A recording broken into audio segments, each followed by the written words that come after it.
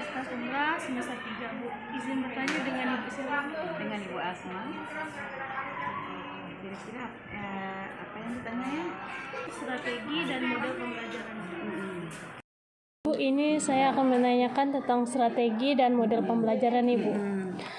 Menurut pemahaman Ibu nih, apa nih pendekatan pembelajaran?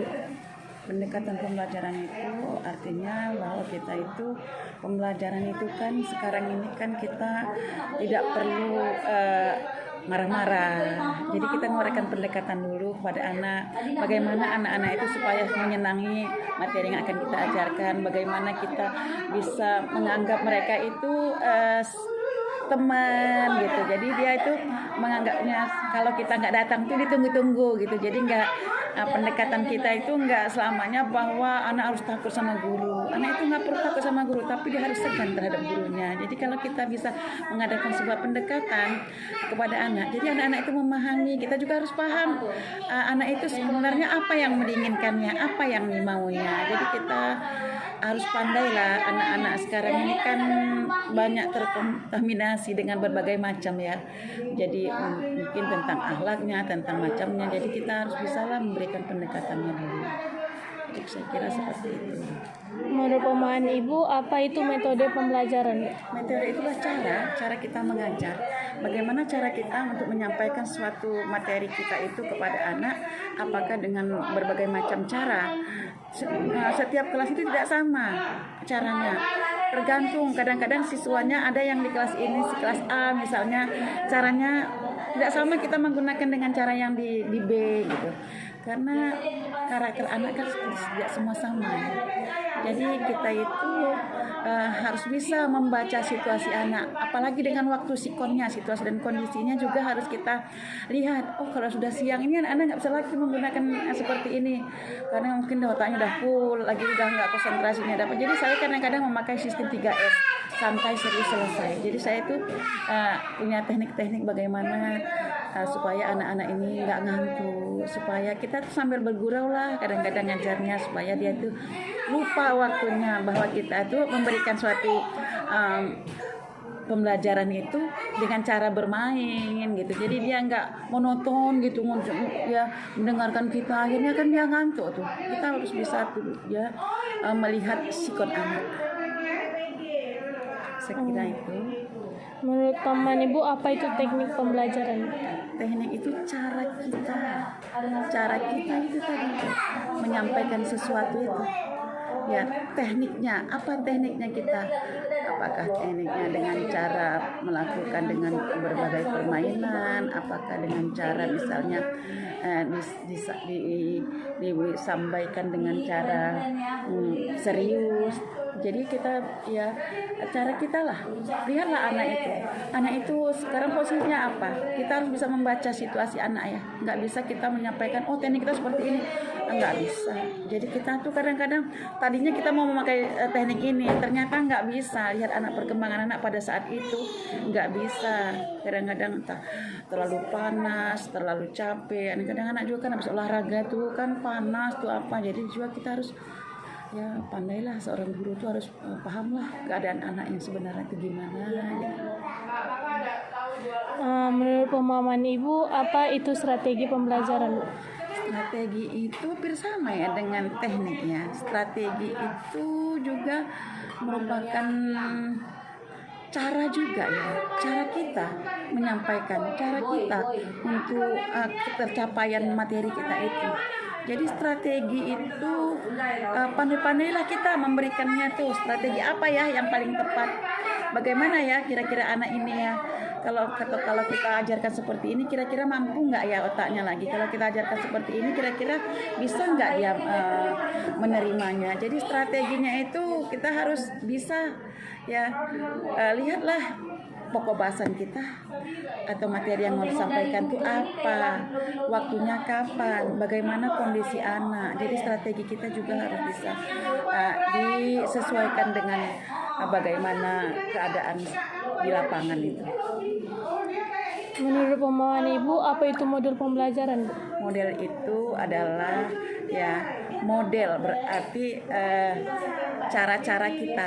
Kan kita caranya banyak ya model-model. Sekarang kan seperti kan kalau sudah kurikulum Merdeka ini kan modelnya banyak seperti P5 itu kan. Jadi kan anak-anak itu kan modelnya itu berbagai macam. Ya biasanya ini kalau udah kelas 8 kan karena dia menggunakan kurikulum Merdeka, jadi model pembelajarannya itu difokuskan kepada anak yang lebih aktif. Tapi kita bukan berarti tidak melakukan sesuatu ya, kita memantau, kita membimbingnya sehingga apa yang diharapkan tujuan pembelajaran kita dapat tercapai. Nah, model-model kami itu dapat dilihat di sana itu ada tuh. Itu model-model anak itu seperti cangkir itu adalah hasil kerja anak ya. Itu adalah hasil P5 ya. Setiap Jumatnya itu kita melakukan pembimbingan, pendampingan terhadap anak untuk melakukan sesuatu kegiatan. Jadi supaya bermanfaat, anak itu bisa mandiri. Diharapkan bahwa anak-anak tidak terfokus pada mendapatkan sesuatu, tapi dia menciptakan sesuatu yang bisa dijadikan model atau jadikan sebagai untuk bekal hidupnya lah nanti. Jadi seperti itu. Menurut pemahaman Ibu, apa itu media pembelajaran, Bu? Media itu wadah ya. Iya, Bu. Ya, apakah itu media merupakan wadah? Apakah medianya itu di media elektronik atau media cetak? Jadi anak-anak bisa menimba ilmu pengetahuan itu mungkin melalui media sosial, ya melalui HP atau mungkin melalui televisi atau melalui berbagai macam lah. Atau mungkin dia bisa membaca di media cetak, apakah membaca buku, membaca surat kabar, membaca majalah dan lain-lainnya. Jadi itu yang merupakan salah satu media tempat anak menimba, tempat anak memperoleh ilmu pengetahuan itu. Menurut pemahaman Ibu nih, apa bedanya media pembelajaran dengan alat peraga? Nah, kalau media itu kan tempatnya melaluinya, sedangkan alat peraga kan adalah bahannya untuk mencapai sesuatu yang diinginkan. Jadi bahannya itu apa? Itu alat peraga ya, seperti misalnya kita mengajarkan apa misalnya tentang slogan poster gitu ya. Jadi kita itu kan medianya bisa anak-anak melalui media elektronik, misalnya dia bisa melihat, mungkin alat peraganya bisa kita print, kita bisa memberikan suatu misalnya model kepada anak, ini loh alatnya anak ibu yang harus kamu gunakan, kamu bisa membuat nanti dengan alat ini, kamu bisa membuat iklan, membuat slogan atau membuat apa saja. Jadi seperti itu, alat peraga itu alatnya yang harus kita tampilkan, yang harus kita wujudkan. Dan media adalah wadahnya. Berapa banyak strategi atau mode pembelajaran yang Ibu kuasai? Kalau kita strategi atau mode pembelajaran yang kita kuasai itu ya kayaknya nggak bisa kita hitung ya. Jadi itu kan tergantung kita lagi lah. Bagaimana kita seorang guru itu harus bisa membaca keadaan anak, harus bisa. Jadi nggak bisa dihitung dengan 1, 2, 3, 4 gitu. Jadi saya juga nggak pernah ngitung ya. Karena kalau kita misalnya strategi atau model pembelajaran yang kita kuasai itu tentu saya sudah cukup lama mengajarnya.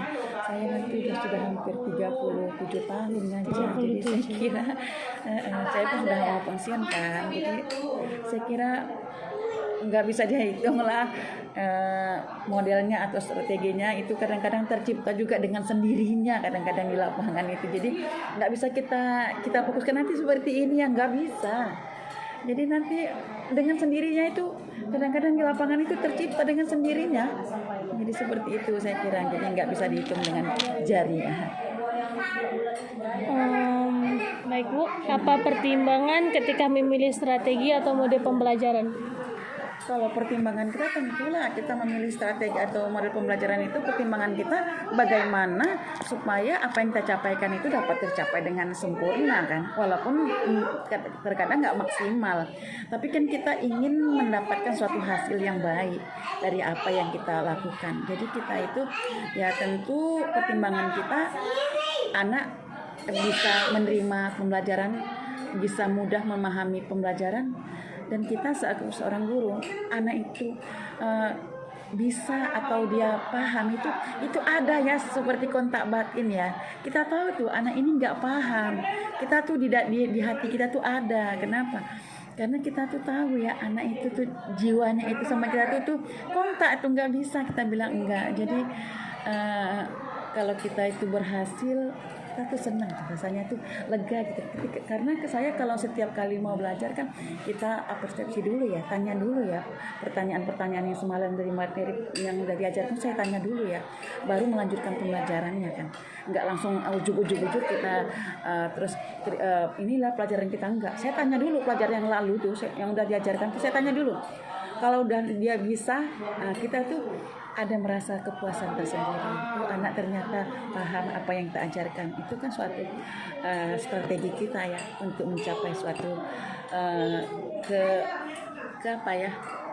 keberhasilan seorang guru. Saya kira seperti itu. Oke, terima kasih ya Bu atas waktu dengan informasi yang telah diberikan Ibu.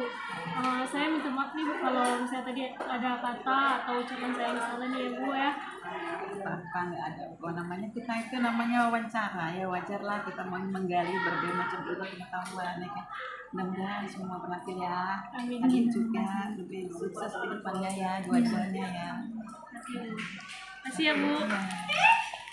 Gunakan fokus nggak? Nggak ada, Bu. Nggak ada. Oh, dia lebih metode kayak menceritakan materinya gitu lah, terus nyata-nyata gitu. Metode dan mencatat ya? Iya. Berarti tidak menggunakan fokus. Nggak ada, Bu. Kalau handphone ada nggak? Oh, nggak ada. Nggak ada. Nggak ada, Bu. Kalau metode. Makasih ya.